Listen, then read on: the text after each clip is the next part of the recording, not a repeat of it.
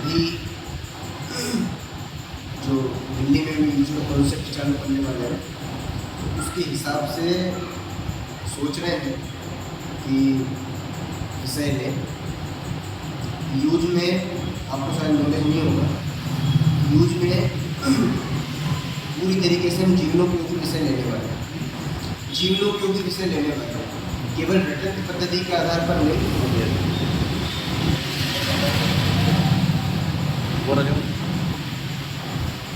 केवल रटन पद्धति के आधार पर नहीं, वो चीज़ हमारे जीवन में किस प्रकार से उपयोगी हो सकती है। ये सबसे बेस्ट है। क्या चीज़ आप जो कह रहे हो ना, जो मतलब अपने दैनंदिन जीवन में जो उपयोग होता है, वही चीज़ करने वाले हैं कि सबके वो ज्ञान में तो आए हैं, साथ में जीवन में ही परिलक्षित होने को है। हमारा उद्देश्य केवल इतना है कि हम पढ़ तो लेते हैं, पर पढ़ने के बाद उसको जीवन में अप्लाई नहीं कर पाते, और रिजल्ट निकलना चाहिए, कुछ ना कुछ रिजल्ट तो आना चाहिए सामने, पर वो रिजल्ट सामने नहीं आता। रिजल्ट के रूप में राग द्वेष कम होने चाहिए, और वो चीज़ यदि नहीं हो पा रही है, इसका मतलब हमारा पढ़ना कोई कार्यकारी नहीं है, लाभकारी नहीं है, ठीक है ना। तो वो चीज़ हम चाह रहे हैं, तो उस उद्देश्य से सारी पढ़ाई अभी हम करने वाले हैं। जितने भी दिन रहेंगे तब तक देखते हैं, जैसा भी बनता है करते हैं। अभी हम एक छोटी सी चीज़ ले लें, जैन धर्म को यदि अपन देखें तो कितने लोग जैन बचे हैं आज के समय में। विश्व में जैनों की जनसंख्या कितनी है, लगभग कितनी?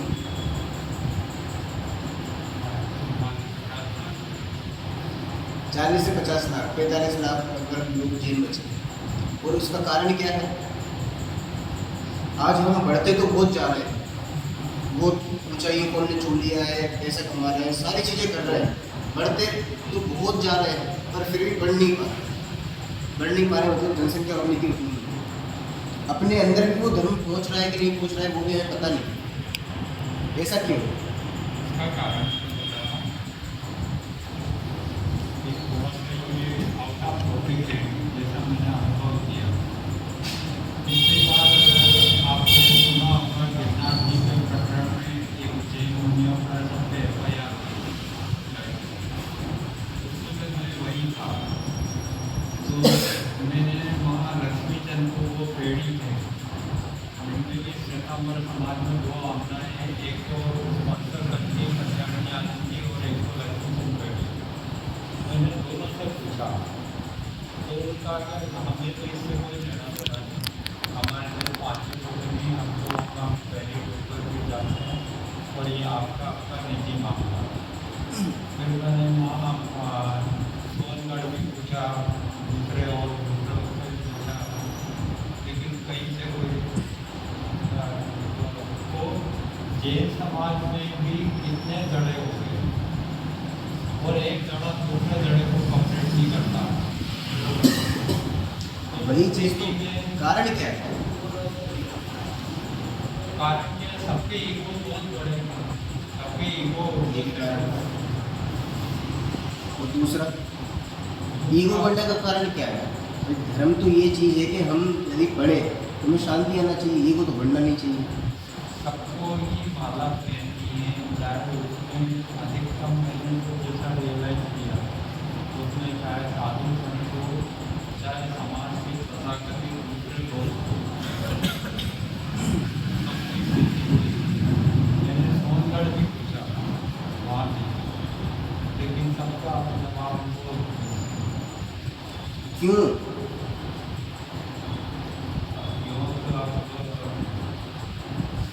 यही कारण, यही सबसे बड़ी दुविधा है। ये जो चीज़, इसका कारण पता है क्या है? इसका कारण ये है हम धर्म के नाम पे पैसे खर्च करना चाहते हैं, पर धर्म को समझना नहीं चाहते कि धर्म आखिर है क्या। सबको वही बात है ना, माला पहननी है बस। अब इसका दूसरा कारण एक और ये भी है कि हमने धर्म को और कर्म क्षेत्र को बिल्कुल अलग अलग सेपरेट, अलग अलग कर रखा है, बिल्कुल सेपरेशन कर रखा है इन दोनों में। ये गलती से भी एक नहीं हो जाए, यदि हम बात भी करें घर पे धर्म की, तो ऐसा भी मंदिर की बातें मंदिर में अच्छी लगती हैं, आप यहाँ मत करो। और यहाँ पे कोई कर्म की बात करें वो चल जाएगी, कोई दिक्कत नहीं। वो बातचीत करते ही हैं। कोई पूजा करता हुआ आप देखो, पूजा करते हुए पूजा द्रव्य एक तरफ चढ़ती रहेगी तो इधर पूरी सांस होगी, पूरी किससे 10-15 किससे निपट गए। तो ये सारी चीज़ें क्यों होती हैं? क्योंकि हमें पता ही नहीं है कि आखिर धर्म है क्या चीज़, और उसको बिल्कुल हमने सेपरेशन करके रखा हुआ है, बिल्कुल अलग लाइन चली जा रही है। एक ट्रेन की पटरी होती है ना, रेल की पटरी, दोनों कहीं मिलती नहीं है। एक इस तरफ रहेगी, एक इस तरफ रहेगी, बिल्कुल समानांतर चलेंगी साथ साथ। हम जैन हैं तो जैन धर्म को तो अप्लाई करना ही है, पर बिल्कुल वो सेपरेशन के उसमें रहेगा कि एक कोने में है वो। तो कितनी देर के लिए? 24 घंटे में से केवल 10 मिनट 15 मिनट, इससे ज़्यादा नहीं। बाकी 11 घंटे 45 मिनट का हमारा दूसरे में समय जा रहा है। और इसका कारण क्या है? क्योंकि हमें उसकी उपयोगिता से मिल नहीं है। तो धर्म वास्तव में है क्या चीज़, ये हमें क्यों पढ़ना चाहिए, ये प्रश्न हमें खड़ा नहीं होता। ये प्रश्न जब तक खड़ा नहीं होगा तब तक हम आगे बढ़ ही नहीं पाएंगे। कौन सा प्रश्न? कि आखिर हम ये काम कर क्यों रहे हैं।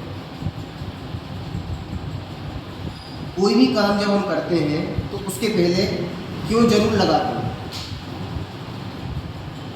खाना खाया, घूमने के लिए गए, क्यों गए? क्यों गए घूमने के लिए? जब हमारे दिमाग में है घूमेंगे तो डाइजेशन अच्छा होगा, खाना पच जाएगा, रात में नींद बड़ी आएगी, पेट भारी हो जाएंगे, सारी चीज़ें हमारे दिमाग में है। कोई भी काम हम कर रहे हैं उसके पीछे हमारे लॉजिक है कि हम इसलिए कर रहे हैं। पर आप यहाँ आए, क्यों आए? सोचा आपने क्यों आए आप? यहाँ धर्म की बातें मिल जाएंगी। सीखना है क्या चाहे चाहिए? कंसेप्ट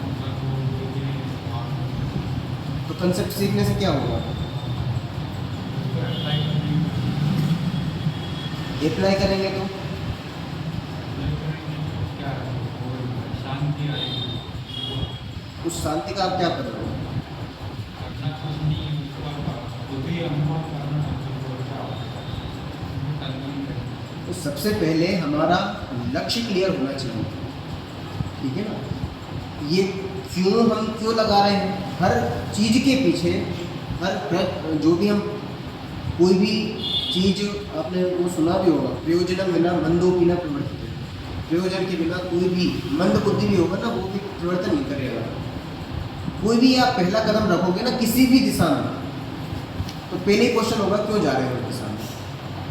और यदि ये चीज़ हमारे दिमाग में क्लियर नहीं है तो हम आगे बढ़ने का कोई मतलब नहीं है। हम दिल्ली की दिशा में आगे बढ़े जा रहे हैं, क्योंकि मतलब है मुंबई जाने से, तो आगे बढ़ने का कोई मतलब नहीं रहा ना।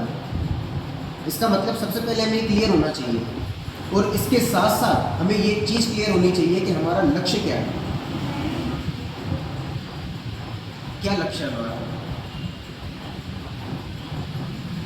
सबका एक ही होता है, अधिकतम कर्मों की निर्जला, अधिकतम कर्मों की निर्जला। कर्मों की निर्जरा हो जाए। और क्या लक्ष्य होना चाहिए?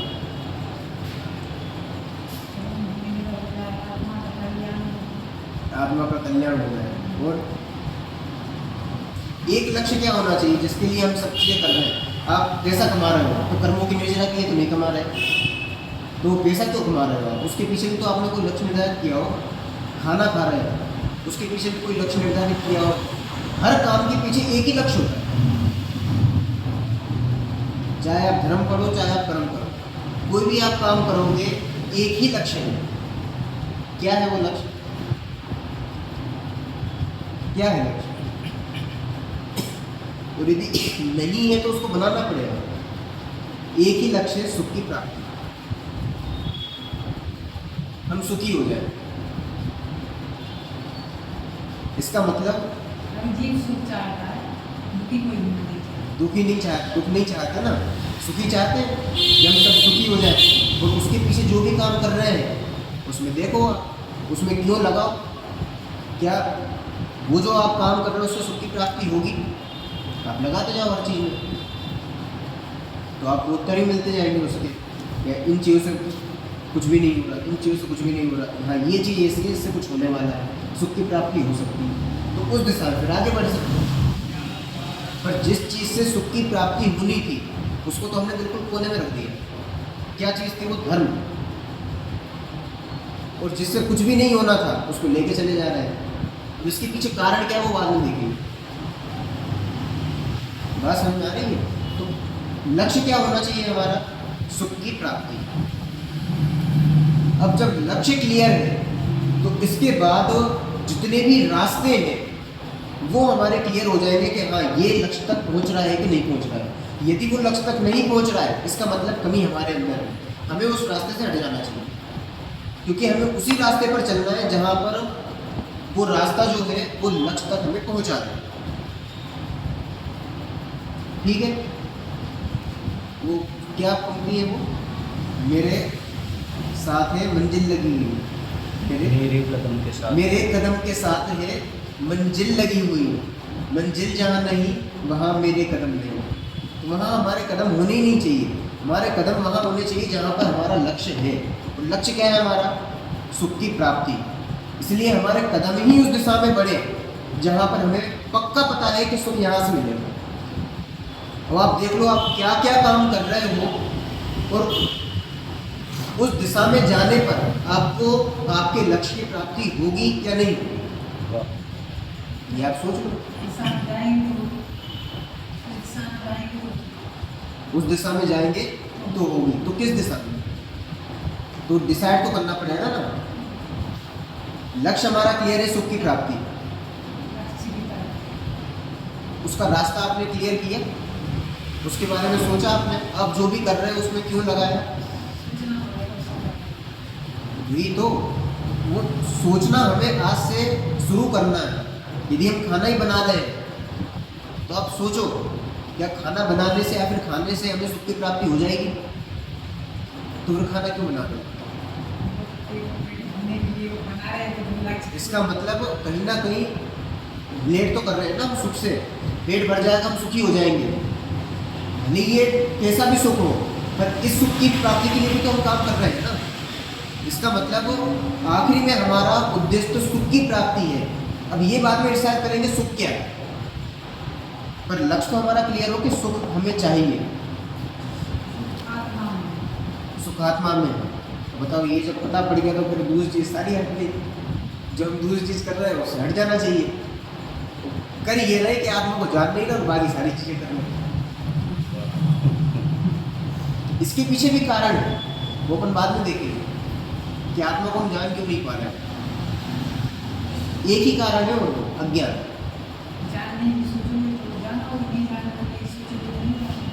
सही बात है, पर सोचो तो सही उस दिशा में। तो सबसे पहले हमें क्या करना है? पहले लक्ष्य निर्धारित करना है कि हमारा लक्ष्य क्या होना चाहिए, और वो क्या होगा? लक्ष्य क्या होगा? सुख की प्राप्ति।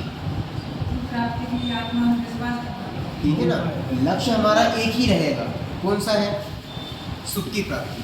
अब इसके बाद फिर हम आगे बढ़ना चालू करेंगे। जो भी हम आगे बढ़ रहे हैं वो इस दिशा में आगे बढ़ेंगे कि हमें सुख की प्राप्ति करनी है। अब जब हमारे अंदर ये प्रश्न खड़ा हुआ कि सुख की प्राप्ति करनी है, इसका मतलब अभी हम दुखी हैं, सीधी सी बात है। ठीक है ना? यदि हमें सुख की प्राप्ति करनी है इसका मतलब क्या हुआ? हम दुखी हैं। ऐसा कोई है जो दुखी नहीं है?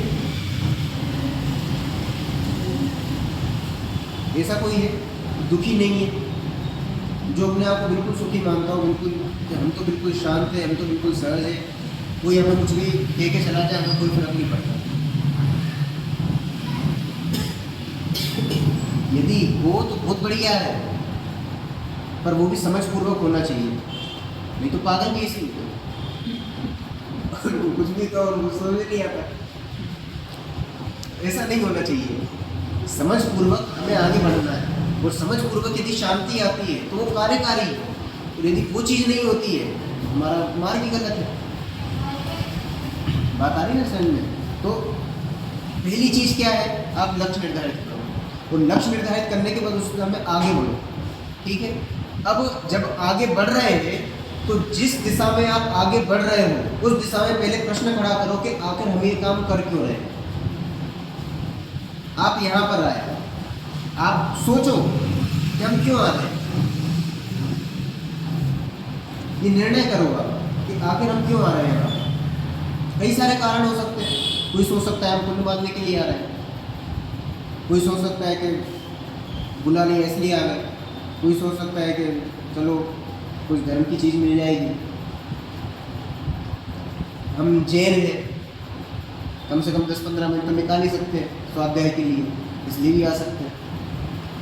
बहुत सारे कारण हो सकते हैं, वो हमें निर्धारित करना है कि हमें करना क्या है। बात समझ में आ रही है ना? पर निर्धारित हम जरूर करें। क्यों? क्योंकि हमें आगे बढ़ना है और आगे बढ़ने के लिए आपको करना ही है। ठीक है, एक चीज़। दूसरी चीज़ जो भी हम बात कर रहे थे कि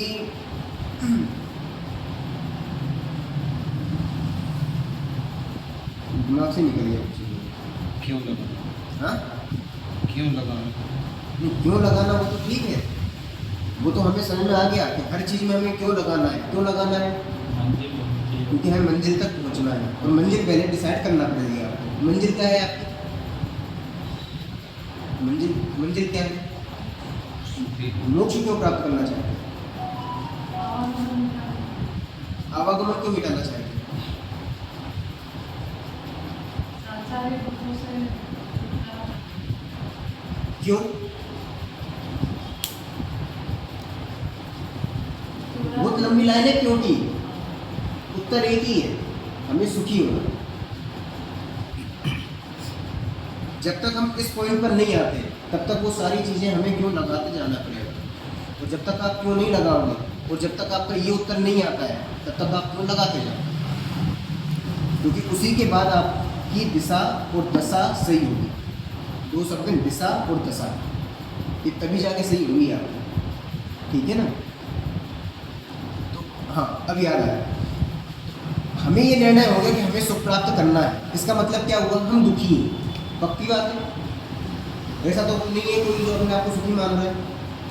यदि मान रहा है तो बहुत बढ़िया बात है, पर यदि हम ऐसा सोच रहे हैं कि हम दुखी हैं तो अभी हमें विचार करने की जरूरत है कि सुख के लिए हमें क्या करना पड़ेगा और हम दुखी क्यों। दोनों चीज़ें, उत्तर एक ही है इनका। हम दुखी क्यों हैं और सुख की प्राप्ति के लिए उपाय करना। ठीक है ना? दो एंगल से मैंने बोला है पर एक ही चीज़ है। बात आ रही है समझ में? कठिन तो नहीं हो रहा। दुखी हैं और सुख का उपाय करें तो उसके लिए हमें क्या करना पड़ेगा? क्या करना पड़ेगा? जानना पड़ेगा क्या चीज़? सच्ची चीज क्या है। सच्ची चीज़ क्या है? सच्चे देव शास्त्रों के बारे में जानना पड़ेगा। और क्या करना पड़ेगा? सुख के लिए क्या करना पड़ेगा? चलो दुखी ना हो इसके लिए क्या करना पड़ेगा?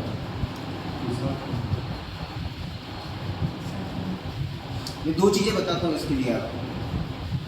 पहली चीज़ जो भी अपन पढ़ने वाले हैं ना उसके संबंध में बता रहा हूँ मैं। पहली चीज़ तो ये है कि अपन जो भी पढ़ने वाले और जो मैं कहने वाला हूँ उसमें आपको शब्द मिलेच्छ नहीं होना।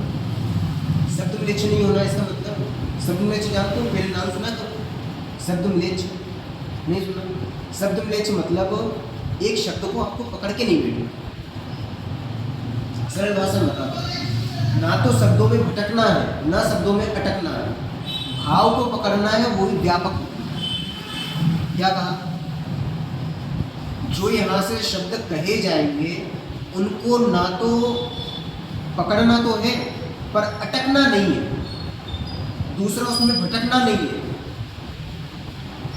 उसके भाव को पकड़ के उसमें व्यापक दृष्टिकोण आपको रखना है। ये ऐसा मैं क्यों कह रहा हूँ? क्योंकि मान लो एक सास बहू का जोड़ा है, ठीक है? सास बहू दोनों ही बहुत होशियार है। सास बातूनी है और जो बहू है वो बहू बहुत ज़्यादा होशियार है। सास कैसी है? बातूनी। और बहू क्या है? होशियार। अब घर में आए मेहमान, समय हो रहे थे 12, दिन के 12 बज रहे थे। सुबह से रोटी वगैरह कुछ खाई नहीं थी, चाय दूध भी नाश्ता कुछ भी नहीं लिया, भूख जबरदस्त लग रही है और उसी समय में आ रहे मेहमान। ठीक है, सास कैसी है? बातूनी। बहू क्या है? समझदार। ठीक है, उसे आ रहा। अब मेहमान आ गए, तो मेहमान खातिरदारी करोगे कि नहीं करोगे? करोगे। खाना बन चुका है, आपको भूख लग रही है, तो आप क्या सोचोगे मेहमान के बारे में? वो आपके लिए इतना इम्पोर्टेंट नहीं है, क्या सोचोगे आप? थोड़ी देर में चले जाए, 5-1 मिनट बात करके चलो आए हैं, उनको व्यवस्थित अपन पानी वगैरह पिला दें, नाश्ता वगैरह हो तो वो भी करा दें, थोड़ी बहुत बातचीत करके जल्दी जल्दी चले जाए। क्यों चले जाए? भूख जो है बहुत ज़्यादा तेज़ लग रही है। अब हो क्या रहा है, सास चूँकि बातों नहीं है, तो सामने वाले ने एक बात रखी और यहाँ से सास ने उस बात को पकड़ा, उस पर अपनी 2 बातें रखी। जब 2 बातें वहाँ से रखी तो सामने वाला 4 बातें बोलेगा कि नहीं बोलेगा? वो बोलेगा। जब 4 बातें वहाँ से होंगी तो 8 बातें यहाँ से होंगी। अब ये क्या काम हो रहा है? बातें बढ़ती जा रही हैं। अब बहू क्या है? समझदार। वो क्या चाह रही है? वो बिल्कुल चुप बैठी हुई है, वो बोल नहीं रही है। क्यों? क्योंकि उसको पता है कि यदि मैंने बोला तो अभी जो ये 2 की 4, 4 की 8 हो रही है ना बातें, अभी ये 16, 32, 64 होना चालू हो जाएंगे मेरे बोलने से। तो क्या होना चाहिए वास्तव में कि भैया बातचीत जितनी कम करो उतना बढ़िया है। क्यों करो? क्यों? क्योंकि सामने वाला जल्दी जल्दी चला जाए, हमें भूख लग रही है तो हम अपना काम भी कर लें, दूसरे बहुत सारे काम हैं वो भी हम निपटा लें। अब जैसे तैसे करके सारी बातचीत हुई, मेहमान चले गए। अब बहू तो ही समझता और बोलने में भी तेज थी, इसलिए उसने सास को कहा कि सास यार आप तो आग लगाने का काम करती हैं, आप हर चीज़ में आग लगा देती। अब यहाँ पे जो बहू ने बोला आग लगाती हो, इसका मतलब क्या है? इसका मतलब क्या है? काम बिगाड़ना या यहाँ पे इस कंडीशन में ये जो बातें बढ़ती जा रही हैं, एक बात वहाँ से हुई, 2 बातें यहाँ से गई, फिर वहाँ से 4 बातें हुई, फिर 8 बातें यहाँ से हो गई, फिर 16 बात वहाँ से हुई, ऐसे बढ़ती जा रही बातें। तो यही तो आग लगाना है, उस चीज़ को आप भड़काते जा रहे हो। ठीक है ना, भड़काए जा रहे हो मतलब वो अभी थोड़ी मंदी हो रही थी, फिर उसमें आग पेट्रोल डाल दिया, फिर वो भड़क गई, फिर मंदी हो रही थी, फिर पेट्रोल डाल दिया, फिर भड़क गई। तो आग लगाने का काम हो गया। अब यहाँ आग लगाने का मतलब क्या था कि आप बातों को मत उकसाओ, जैसे तैसे शांत हो रही है तो शांत हो जाने दो। पर सास को बहुत बुरा लगा बहू की इस बात का कि बताओ बहू क्या कह रही है, मुझसे आग लगाती है। अब सास 2 दिन तक खाना नहीं खाया और कुछ बोले भी नहीं। शुगर पहले से थी, ब्लड प्रेशर हाई और शुगर के कारण चक्कर आना चालू हो गए।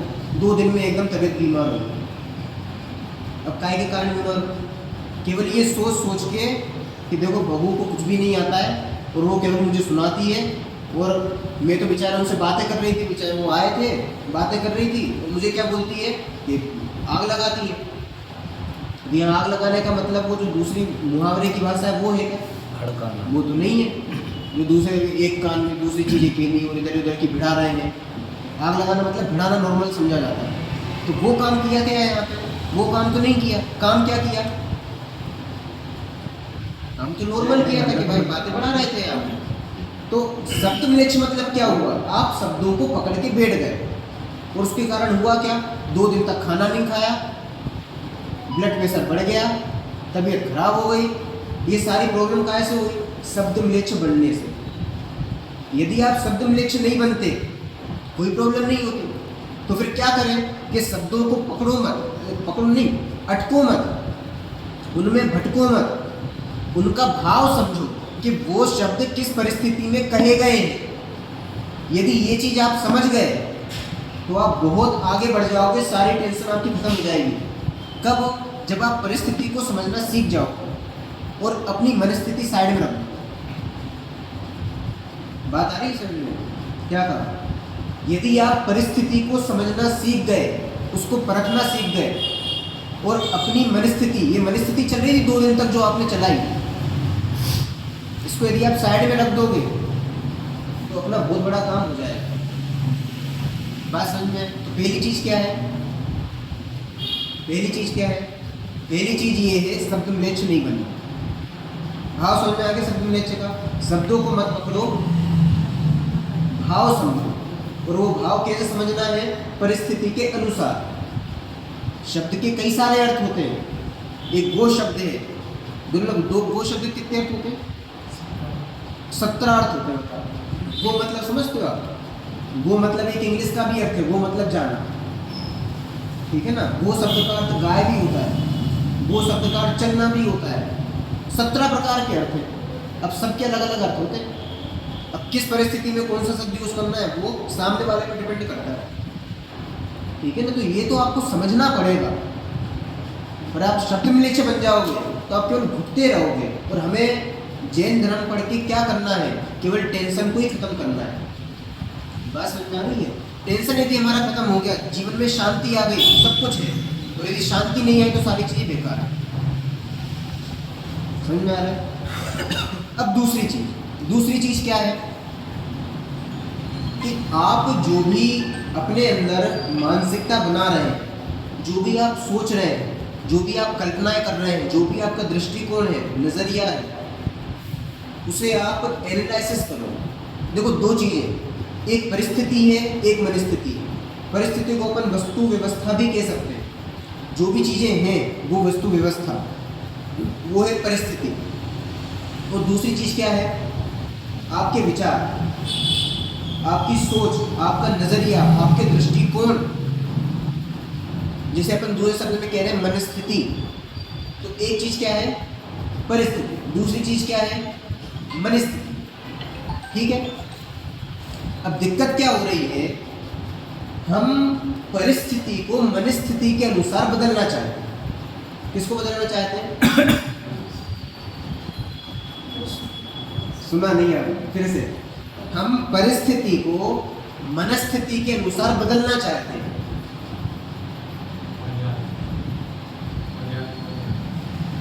पर्याय को बदलना चाहते हैं, बहुत सारी चीजें कह सकते हैं, ठीक है ना। यदि इसको बिल्कुल सिंपल भाषा में कहें तो जो हम चाहते हैं वो होना चाहिए,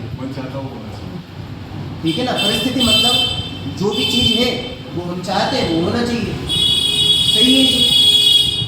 हम दुखी काहे के लिए हो रहे हैं? इसलिए दुखी हो रहे हैं कि जो हम चाहते हैं वो होता नहीं, और जो होता है वो हम चाहते नहीं। और सुखी कब हो जाएंगे? कि जो चीज हम चाहते हैं यदि वो होने लग जाए तो हम सुखी हो जाएंगे। सही बात है, करेक्ट एकदम। पति पत्नी में झगड़े क्यों? इसलिए ही होते। पति कहता है भैया एसी कम कर, टेम्परेचर क्या बढ़ा दोगे ना, टेम्परेचर बढ़ाएंगे तभी तो सर्दी कम होगी, यदि गर्मी। टेम्परेचर कम कर दो, टेम्परेचर कम करेंगे तो सर्दी बढ़ेगी, सर्दी बढ़ जाएगी, उल्टा काम होगा। और टेम्परेचर यदि बढ़ाएंगे तो सर्दी कम हो जाएगी। तो पति कहता है कि ठंड लग रही है, तो पत्नी की क्या सोच है? गर्मी लग रही है। अब एक एसी का बटन जो है तो तेज करता है, दूसरा कम करता है। अब पति क्या चाह रहा है कि बंद कर दो, पत्नी क्या चाह रही है? चालू कर दो। चाहते क्या है? हमारे हिसाब से काम होना चाहिए। अब यदि यही चलता रहा तो आप सुखी हो जाओगे कि लड़ाई झगड़े बढ़ेंगे? हम शरीर से क्या अपेक्षा रखते हैं? ये हमेशा दौड़ता भागता रहे, कभी इसमें प्रॉब्लम नहीं आए, कभी दुख दर्द नहीं हो, घुटने एकदम सही रहे, आराम से बैठे रहे, हमें टेढ़ा टेढ़ा नहीं बैठना पड़े, कुर्सी का सहारा नहीं लेना पड़े। ये सोचते हैं कि हमारे बाल कभी सफ़ेद नहीं हो। और बहुत ही सारी उल्टी चीज़ें। क्यों? क्योंकि चाहते हम जो हैं वो होता नहीं है, और जो होता है वो चाहते नहीं है। सीधी सी बात है। दूसरे रूप में कहें तो हमारे हिसाब का काम नहीं होता। तो आप अपना हिसाब तो निश्चित करो पहले कि आपका हिसाब क्या है। अभी आप क्या चाह रहे हो कि सर्दी हो जाए, ठीक है ना, सर्दी हो जाए मतलब ठंडक थोड़ी बनी रहे, और जब ठंडों का टाइम आएगा दिसंबर जनवरी का टाइम, तब आपका हिसाब बदल जाएगा। तब क्या हिसाब हो जाएगा, हीटर चला, तो आपका हिसाब ही निश्चित नहीं है। पहले हिसाब को निश्चित करो। हिसाब कैसा होना चाहिए, परमानेंट होता है कि टेम्परेरी होता है? कोई भी हिसाब हम निश्चित करेंगे, परमानेंट करेंगे कि टेम्परेरी करेंगे? टेम्परेरी करेंगे। टेम्परेरी करेंगे तो बदलता ही रहेगा, और जो बदलता रहेगा उसमें दुखी ही है। सुख तो उसमें है जो शाश्वत हो, जो कहीं बदले नहीं। बात समझ में आ रही है?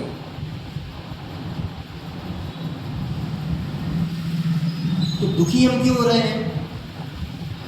जैसा हम चाहते हैं वैसा होता नहीं, और जो होता है वो हम चाहते नहीं, इसलिए हम दुखी हो रहे हैं। तो ये जितनी भी हमारी सोच है, उसको यदि अपन शॉर्ट रूप में कहें ना, सारी सोच को, तो अपन 3-4 वाक्य में कह सकते हैं। पहला, ये शरीर में, पहला क्या है, पहला क्या है, ये शरीर में। उल्टी मान्यताएं जो है ना, वो बता रहा हूँ मैं आपको। ये जो अपन गलत धारणाएं बनाकर बैठे हैं, गलत दृष्टिकोण बनाकर बैठे हैं, उल्टी सोच बनाकर बैठे हैं, वो क्या है? पहली चीज़ क्या है, मैं शरीर। दूसरी चीज़ क्या है, ये सारी चीज़ें मेरी। ये साड़ी किसकी है? मेरी। चश्मा किसका है? मेरा। कपड़े किसके हैं? मेरे। जिस कुर्सी पे बैठा हूँ वो मेरी है। जिस ट्रेन में जाने वाला हूँ वो मेरी है। इस पुस्तक को मैं पढ़ रहा हूँ, ये पुस्तक मेरी है। मोबाइल मेरा है, मंदिर मेरा है, ये सारी चीज़ें। तीसरी, जो भी सुख दुख हम दूसरों से लेना चाह रहे हैं वो हम लें, मतलब हमें दूसरी चीज़ों से सुख मिले, दुख नहीं मिले। ये तीसरी चीज़। पहली चीज़ क्या थी? मैं शरीर हूँ। पहली चीज़ क्या है? मैं शरीर। दूसरी चीज़ क्या है? दूसरी चीज़ क्या है? उल्टी सोच। सारी दूसरी चीज़ चीज़ें क्या है? मेरी। ये सारी चीज़ें मेरी हैं। तीसरी चीज़ क्या है? कि इनसे मुझे सुख चाहिए और दुख नहीं चाहिए, ठीक है। और चौथी चीज़ क्या है? कि हम किसी भी पर्टिकुलर सामने वाले व्यक्ति को अपने अनुसार बदलना चाहते हैं। ये 4 बिल्कुल उल्टी मान्यता है। जब ये 4 चीज़ें आपकी हट जाएंगी तो समझ लो आपका जो तनाव है, द्वंद है, टेंशन है, स्ट्रेस है, वो खत्म हो। केवल ये 4 चीज़ें आपको खत्म करनी है। इसको यदि मैं दूसरे रूप में कहूँ ना, एक एक शब्द में, एकत्व, ममत्व, कर्तृत्व और भोक्तृत्व। क्या क्या है? एकत्व, ममत्व, कर्तृत्व, भोक्तृत्व। एकत्व क्या हुआ? ये शरीर में। ममत्व क्या हुआ? ये सारी चीज़ें मेरी हैं। ये धन दौलत मेरी है, दुकान मेरी है। छाता किसका है? मेरा छाता, ठीक है ना। ये सारी चीज़ें। फिर ये जितनी भी चीज़ें हैं, सामने वाला जो व्यक्ति है वो हमारे अनुसार परिणमित हो, वो हमारे अनुसार बदले, ये कर्तृत्व बुद्धि। ये मोबाइल किसने चलाया? मैंने चलाया। किसने उठाया? मैंने उठाया। ये सारी जो बुद्धि चल रही है, ये सब क्या है? कर्तृत्व। और इनसे मैं सुख भोगता हूँ, इनसे ये मुझे सुख दे देंगे या फिर ये मुझे दुख ना दे, इस प्रकार की जो अपनी विचारधारा चलती है वो क्या है? भोक्तृत्व बुद्धि। बात समझ में?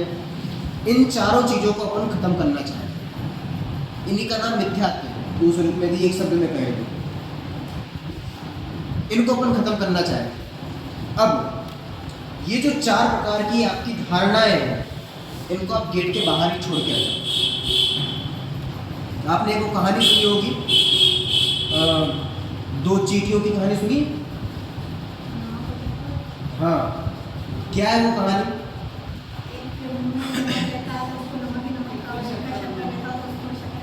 कहानी याद आ गई? सबको पता है ना? नमक और शक्कर की डली वो मुंह में रख के आती है, ठीक है ना। अब कंडीशन क्या थी? कि वो जो दूसरी चींटी थी जो नमक के पहाड़ पर रहती थी, वो किसकी डली लेके आई थी? नमक शक्कर के पहाड़ पर, इस मिस्री के पहाड़ पर किसकी डली लेके आई थी? नमक की डली। उसको मिस्री का स्वाद आया? क्यों नहीं आया? क्योंकि नमक की डली वो मुंह में रखे हुए हैं। अब यहाँ 3 कंडीशन हो सकती है, ध्यान समझना, 3 कंडीशन हो सकती है। पहली कंडीशन ये हो सकती है कि आप नमक की डली लेके आओ, यहाँ पर भी रखो और बाद में लेके भी चले जाओ, मतलब ऑल टाइम आपके मुंह में नमक की डली रहे। पहली कंडीशन। दूसरी कंडीशन क्या हो सकती है? आप नमक की डली लाओ, यहाँ पर छोड़ दो, कहाँ? बाहर, और फिर से जब आप यहाँ पर सुन लो सब चीज़ें, उसके बाद वापस जैसे गेट के बाहर गए, वापस से मुंह में नमक की डली रखी और चले गए। दूसरी कंडीशन समझ में। और तीसरी कंडीशन क्या हो सकती है कि आप लाओ, वहाँ पर छोड़ो और हमेशा के लिए छोड़ दो, और यहाँ से जो मिस्री की डली आपको दी जा रही है उसको लेके चले जाओ, तो मजे करो। अब इन 3 कंडीशन में सबसे बढ़िया कंडीशन क्या है? तीनों कंडीशन समझ में आए। पहली कंडीशन में क्या हुआ? पहली कंडीशन में क्या था कि नमक की डली लाए, यहाँ रखी भी अपन नमक की डली, और ले कौन सी गए? नमक की डली ले गए। दूसरी कंडीशन में लाए तो सही, अंदर आए तो छोड़ दी, और जैसे ही बाहर गए वापस से नमक की डली दबाई, वापस चले गए। और तीसरी कंडीशन में क्या किया? लेके आए नमक की डली और छोड़ दी उसको, और लेके कौन सी गए? मिस्री की डली। कौन सी कंडीशन अच्छी? इसमें मजा किस कंडीशन में आएगा? कौन सी कंडीशन में मजा आएगा? तीसरी कंडीशन में। और हम कर कौन सी कंडीशन में है? पहली वाली। दूसरी वाली भी नहीं कर रहे, दूसरी वाली भी कर रहे हैं, नहा रहे हैं, सो रहे हैं। दूसरी वाली भी यदि करेंगे ना तो भी बहुत बड़ा फायदा हो जाएगा। पर हम तो पहली कंडीशन में जी रहे हैं। हम लेके भी नमक की डली आते हैं, यहाँ पर चबा के भी नमक की डली है, मतलब जो जिस भावना से हम सुनते हैं ना, वो भी नमक की डली लेके सुनते हैं। कौन सी भावना? ये वो 4 भावना बताई ना मैंने अभी। मैं शरीर हूँ, ये सारी चीज़ें मेरी हैं, मुझे इनसे सुख मिल जाएगा, और मैं इनको अपने हिसाब से बदल लूँगा। ये जो 4 चीज़ें हैं, ये है नमक की डली। ये हम यहाँ पर भी नहीं छोड़ रहे हैं। यदि यहाँ पर भी छोड़ दी और थोड़ी से समय के लिए आपने मिस्री की डली मुंह में रख ली, भले ही यहाँ पे, तो आपको समझ में आ जाएगा नमक की डली तो बेकार है। फिर वो दूसरी कंडीशन होगी नहीं, सीधी तीसरी कंडीशन हो जाएगी आपकी, यदि आपने दूसरी कंडीशन एक बार की तो। समझ में आया लड्डू अंकल क्या कहा? क्या चीज़ करें कि हम लेके 4 डली मुंह में पहले से आ रहे हैं, तो क्या करना है आप कि उनको वहाँ पर गेट के बाहर ही छोड़ दें, और उसके बाद कौन सी डली लेके जाए? मिस्री की डली। अब मिस्री की डली कौन सी है? मिस्री की डली कौन सी है? उल्टी नमक की डली तो आपको समझ में आ गई कौन कौन सी थी नमक की डली? मैं शरीर हूँ। दूसरी कौन सी डली है? ये सब मेरे हैं। तीसरा, मुझे इनसे सुख मिल जाएगा, और चौथा, मैं इनको अपने हिसाब से बदल लूँगा। ये 4 नमक की डली, इनको आप हमेशा के लिए छोड़ दो, गेट के बाहर ही नहीं, हमेशा के लिए छोड़ दो। यदि आपने ये छोड़ दी ना, गारंटेड अगले क्षण से आप सुखी हो जाओगे, गारंटेड।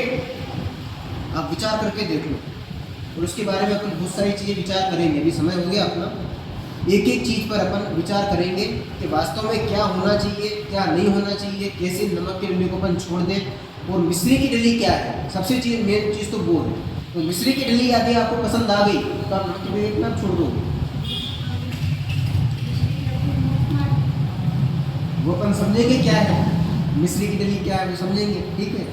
तो ओम नमः सिद्धेभ्यः, कल देखते हैं कौन सी डली है। ओम नमः सिद्धेभ्यः।